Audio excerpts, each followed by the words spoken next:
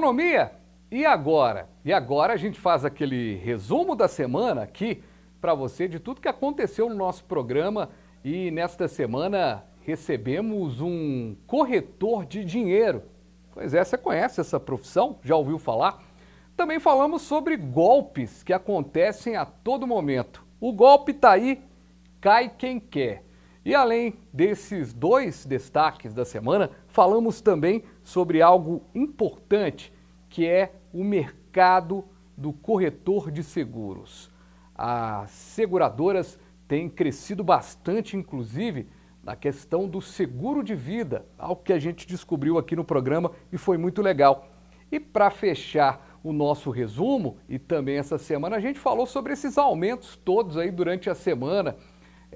O que aconteceu aí com a gasolina, com o etanol que está mais caro, o que é essa reoneração dos impostos. Tudo isso no nosso Economia e Agora. E a gente começa entendendo o que é a profissão do Money Broker. Pois é o corretor de dinheiro. É bem diferente, talvez você nunca tenha ouvido falar. Foi um papo muito legal, foi com Flávio Bastos que a gente conversou. Vamos ouvi-lo. A gente olha, né?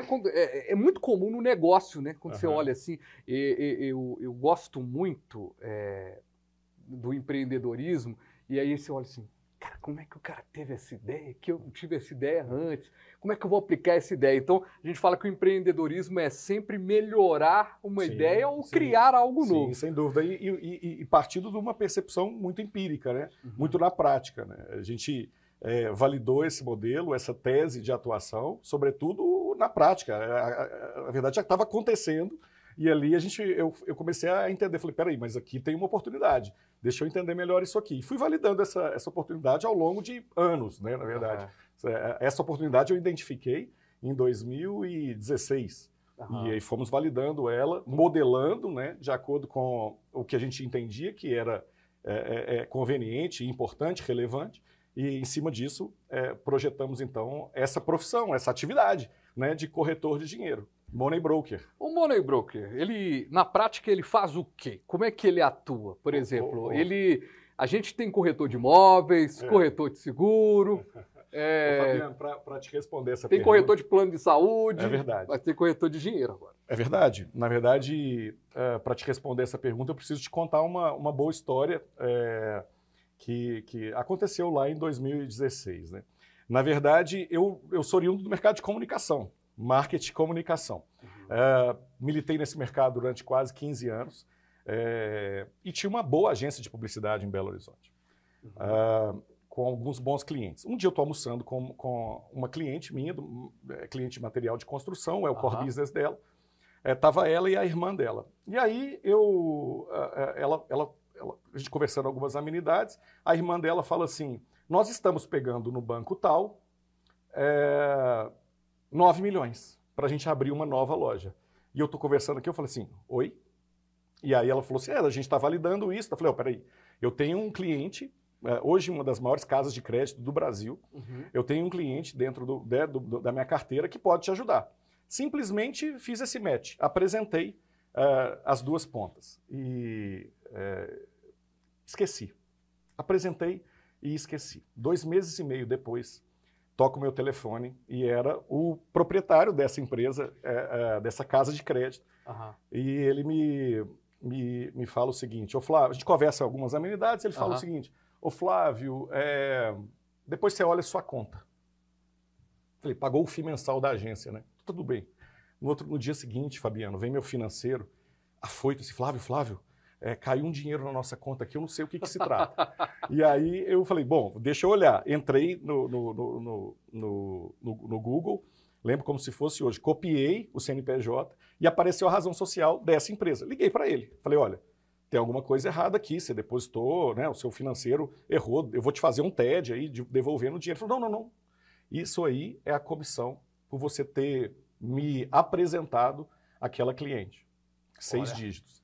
E aí eu falei assim, não pode. Eu fiquei completamente transtornado. E isso foi na parte da manhã. Na parte da tarde, eu fui lá, sem marcar. E aí ele estava em reuniões e tal. E aí ele me recebeu 2 horas depois, né? Eu fiquei lá na recepção esperando. Ele falou, só sai daqui quando eu conversar com ele. Eu só quero entender o que de legal tem nisso, né? Quer dizer, você queria saber de onde está vindo esse dinheiro, né? E, bom, resumo da ópera. Era um salão grande, a empresa, né? Eu vim andando pelo salão e ele abriu a porta assim, abriu os braços e falou o seguinte, tá vendo? Nada dá mais dinheiro do que vender dinheiro. Isso para mim foi o marco, né? Um marco de transformação. E eu comecei a prover, então, uma transição da carreira de comunicação para a carreira do mercado para o mercado financeiro.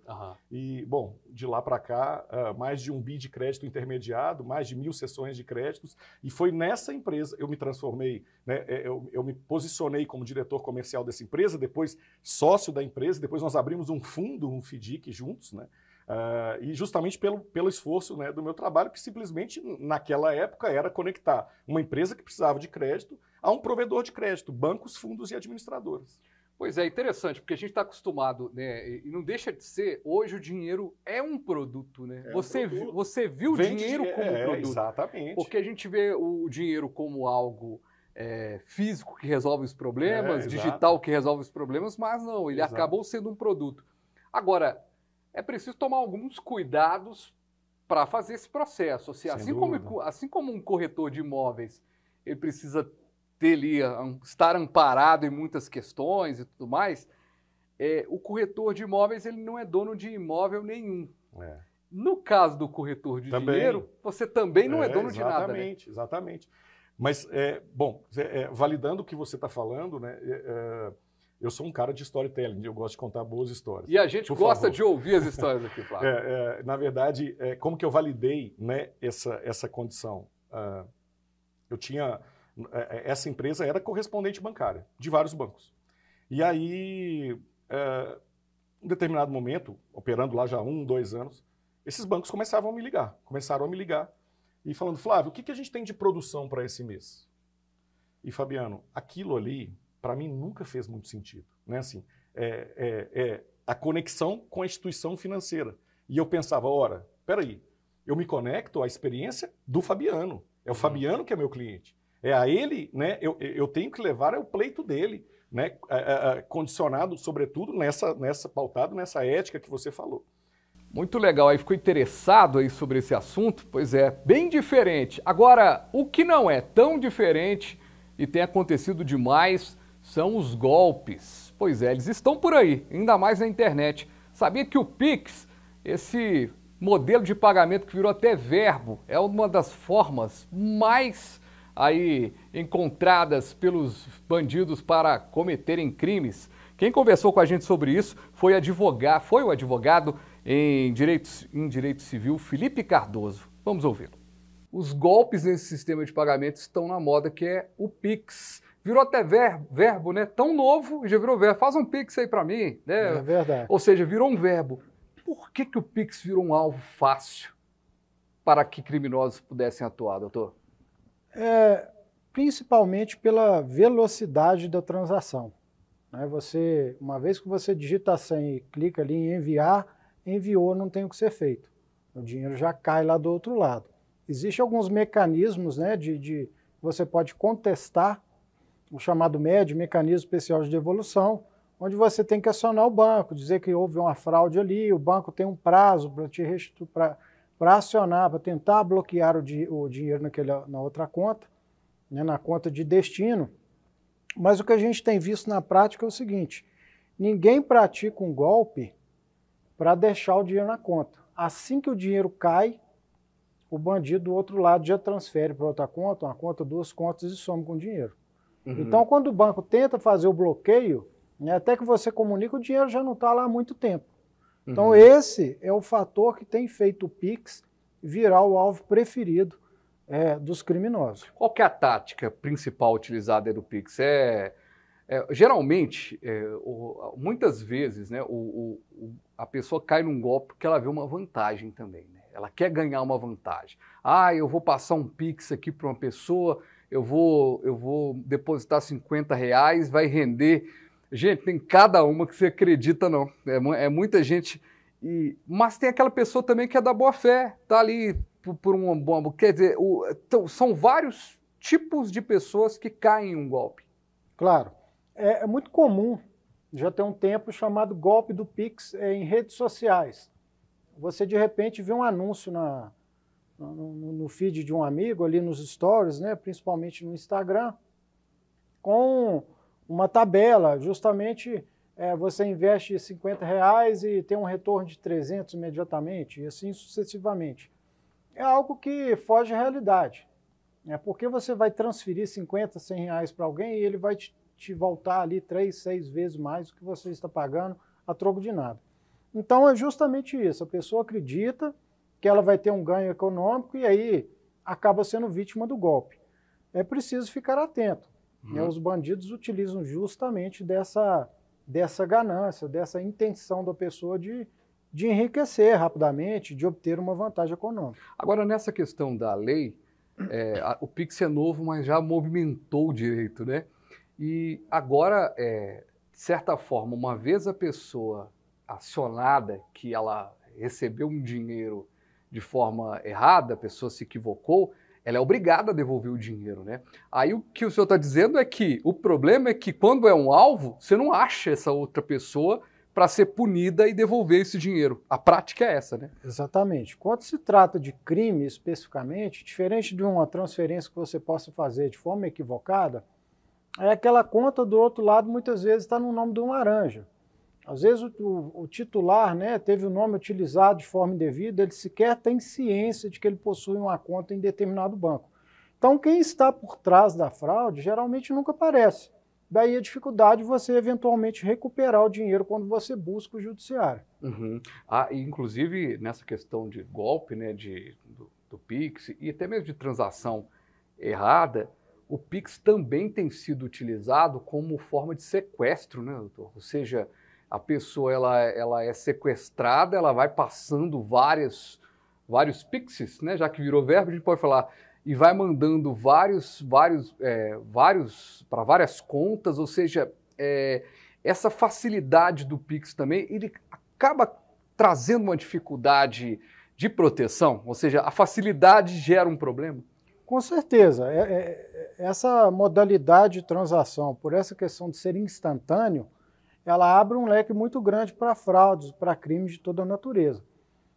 O sequestro relâmpago, né, que a gente pode dizer, ele já é antigo. Mas antigamente, principalmente dependendo do horário... Tinha uma mala de dinheiro, né? O cara se encontra ali na esquina, traz uma mala de dinheiro, igual novela, igual filme. Agora não precisa de mala de dinheiro. É isso aí, geralmente é tudo no celular. Então você tinha o antigo TED, o DOC, que é muito pouco utilizado. Então tinha limites, demorava a chegar do outro lado. Então hoje em dia se faz ali um sequestro relâmpago, manda a pessoa abrir um aplicativo do banco e limpa o que puder. E aí essa questão, assim que é feita a transferência, do outro lado quem já recebeu já repassa aquilo ali para outras contas, ou seja, ele vai pulverizando aquilo ali e depois, infelizmente, fica muito difícil recuperar. A gente está falando aqui de tipos de golpes, né? Você que está acompanhando aí, já caiu num golpe, né? Já teve problemas com golpe, é difícil. E aí, outro problema que tem acontecido bastante, tem alguma outra coisa do Pix que a gente não falou, doutor? Alguma coisa que está em moda? A gente pegou aí a questão do sequestro, pegou da transferência, tem alguma outra questão com o Pix aí que está em voga também? Basicamente, todas as fraudes bancárias, em suas diversas modalidades que têm ocorrido atualmente, todas elas se valem do Pix, por conta dessa questão, cai e desvio. Então, você tem, por exemplo, o golpe do falso leilão, né? A pessoa entra num site, acredita que está comprando um veículo, ela é induzida a fazer uma transferência, ou do valor da arrematação, ou do sinal, aí é o Pix. Então, quando ela transfere, é a mesma coisa, do outro lado o dinheiro some. É o golpe do falso empréstimo, a pessoa tenta pegar um empréstimo ali, na verdade começam a cobrar taxas dela que não existe para liberar o crédito. O pagamento dessas taxas, tudo feito via Pix. Então, assim, existe um arcabouço enorme de táticas de estelionato e que no final desponta no Pix. A gente vai para um breve intervalo e volta rapidinho com o nosso Economia. E agora?